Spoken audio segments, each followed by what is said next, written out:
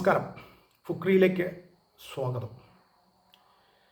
France അവരുടെ final സ്ക്വാഡിനെ, ലോകകപ്പിനുള്ള final സ്ക്വാഡിനെ പ്രഖ്യാപിച്ചിരിക്കുന്നു. ഒരേ ഒരു ഞെട്ടിക്കൽ മാത്രമാണ് അതിലുള്ളത്. കമാവിംഗ എന്ന എല്ലാവരും പ്രതീക്ഷിച്ചൊരു താരം ആ ടീമിലില്ല. കമാവിംഗയെ കുറിച്ച് കോച്ച് പറയുന്നത് അയാൾക്ക് പരിക്കായിരുന്നു, പൂർണ്ണമായും ഫിറ്റ്നസ് തിരിച്ചെത്തിയിട്ടില്ല. അങ്ങനെ നോക്കിയപ്പോൾ ടീമിൻ്റെ സാഹചര്യങ്ങൾ, ടീമിൻ്റെ കോമ്പിനേഷൻ എല്ലാം നോക്കിയപ്പോൾ കമാവിംഗയെ, പൂർണ്ണ ഫിറ്റ്നസ് ഇല്ലാത്ത കമാവിംഗയെ എനിക്ക് മാറ്റി നിർത്തേണ്ടി വന്നു എന്നാണ് ഫ്രാൻസിൻ്റെ കോച്ച് പറഞ്ഞിട്ടുള്ളത്.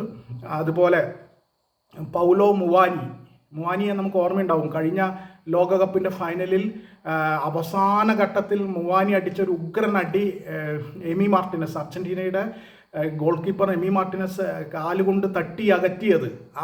ആ തട്ടി അകറ്റലാണ് യഥാർത്ഥത്തിൽ അർജൻറ്റീനയ്ക്ക് ലോകകപ്പ് നേടിക്കൊടുത്തത്. അങ്ങനെ മുവാനി അങ്ങനെ ഒരു ഷോട്ട് അടിച്ച മുവാനിയും ഈ ടീമിലില്ല, പൗലോ മുവാനിയും ഇല്ല.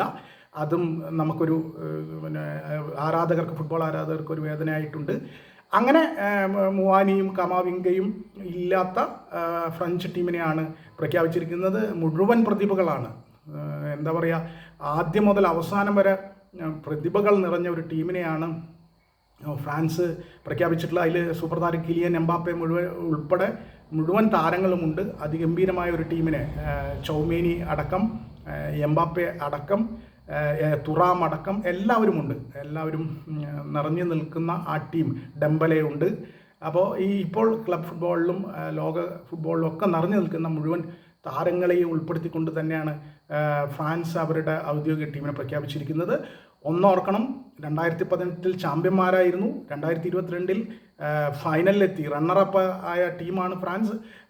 അതുകൊണ്ട് തന്നെ തുടർച്ചയായ മൂന്നാമത്തെ ലോകകപ്പിലും ഫൈനലിലെത്താനും വീണ്ടും ചാമ്പ്യന്മാരാകാനുമുള്ള അവരുടെ ശ്രമമാണ് ഇത്തവണത്തെ ലോകകപ്പ് ടീമിനെ പ്രഖ്യാപിച്ചപ്പോൾ പൂർണ്ണമായും പുറത്തു വന്നിട്ടുള്ളത്. തീർച്ചയായിട്ടും ഫ്രാൻസിനെ പേടിക്കുക തന്നെ വേണം.